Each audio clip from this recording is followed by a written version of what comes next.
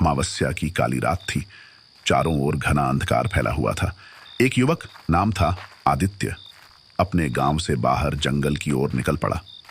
आदित्य के मन में एक ही सवाल कौंध रहा था, क्या मृत्यु के बाद जीवन होता है? आत्मा कहाँ जाती है? उसने अपने दादा से गरुड़ पुराण की कई कथाएं सुनी थीं, लेकिन उनमें छिपे रहस्यों को वह समझ नहीं पाया था। जंगल में बढ़ते हुए आदित्य को अचानक किसी के रोने की आवाज सुनाई दी।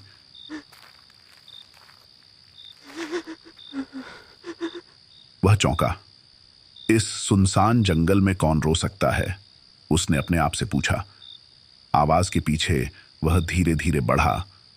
कुछ कदम चलने पर उसने देखा एक बूढ़ा व्यक्ति एक विशाल वृक्ष के नीचे बैठा हुआ था।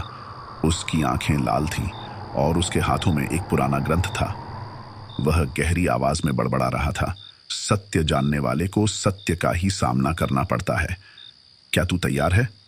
आदित्य ने साहस बटोरा और धीरे धीरे उस व्यक्ति के पास गया। आप कौन हैं बाबा? और ये किताब क्या है? आदित्य ने पूछा। बूढ़े व्यक्ति ने मुस्कुराते हुए कहा, यह गरुड़ पुराण है। इसमें मृत्यु और परलोक के सारे रहस्य छिपे हैं, लेकिन इन्हें समझने के लिए साहस चाहिए। क्या आप मुझे सच्चाई बताएंगे? आदित्य ने उत्सुकता से पूछा। बूढ़ा व्यक्ति हंसा। उसकी हंसी में एक रहस्यमयी गूंज थी। अगर तुम सच जानना चाहते हो तो पहले मुझे बताओ, क्या तुमने कभी किसी का अहित किया है? आदित्य चौंक गया। नहीं, मैंने किसी का अहित नहीं किया, लेकिन मुझे सच जानना है। बूढ़ा व्यक्ति गंभीर हो गया। उसने कहा, ठीक है, तो सुनो। गरुड़ पुराण में कहा गया है कि जब कोई प्राणी मरता है तो उसकी आत्मा यमदूतों के हाथों पर लोक यात्रा करती है, लेकिन यह यात्रा आसान नहीं होती। कैसी यात्रा? आदित्य की आंखें उत्सुकता से चमक उठी। बूढ़े ने कहा, आत्मा को 16 नरकों से होकर गुजरना पड़ता है। हर नरक में उसके कर्मों का हिसाब होता है। यदि उसने पाप किए हैं तो उसे भयानक यातनाएं सहनी पड़ती हैं। क्या तुम उन नरकों के बारे में सुनना चाहोगे? आदित्य ने सिर हिलाया। हाँ, बताइए। बूढ़ा व्यक्ति गहरी सांस लेकर बोला, पहला नरक है रौरव। यहां उन लोगों को डाला जाता है जिन्होंने निर्दोषों को कष्ट पहुंचाया। यहां उनकी आत्मा को उबलते हुए तेल में फेंका जाता है। आदित्य की रीढ़ की हड्डी में सिहरन दौड़ गई। और क्या? दूसरा नरक है कुंभिपाक।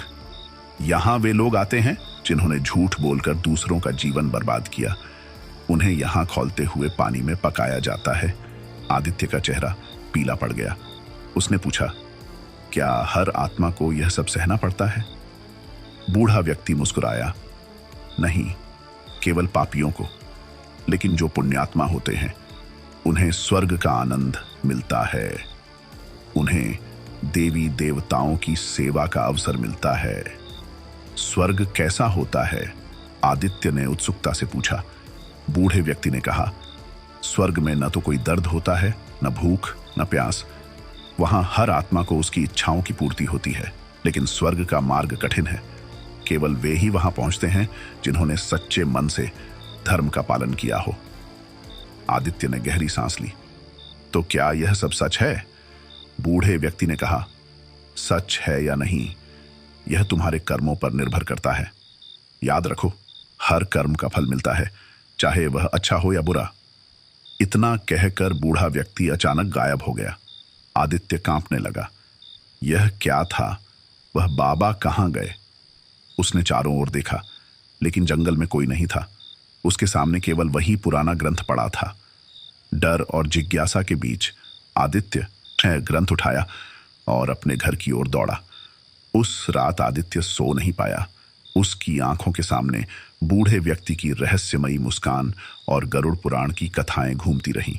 वह सोचता रहा, क्या मैं अपने कर्मों से स्वर्ग का मार्ग बना पाऊंगा या नर्क की यातनाओं का सामना करूंगा? गरुड़ पुराण हमें यह सिखाता है कि जीवन में अच्छे कर्म करना अत्यंत आवश्यक है। मृत्यु के बाद क्या होता है, यह पूरी तरह से हमारे वर्तमान जीवन के कर्मों पर निर्भर करता है। अच्छाई और सच्चाई का मार्ग ही आत्मा की शांति का कारण बन सकता है।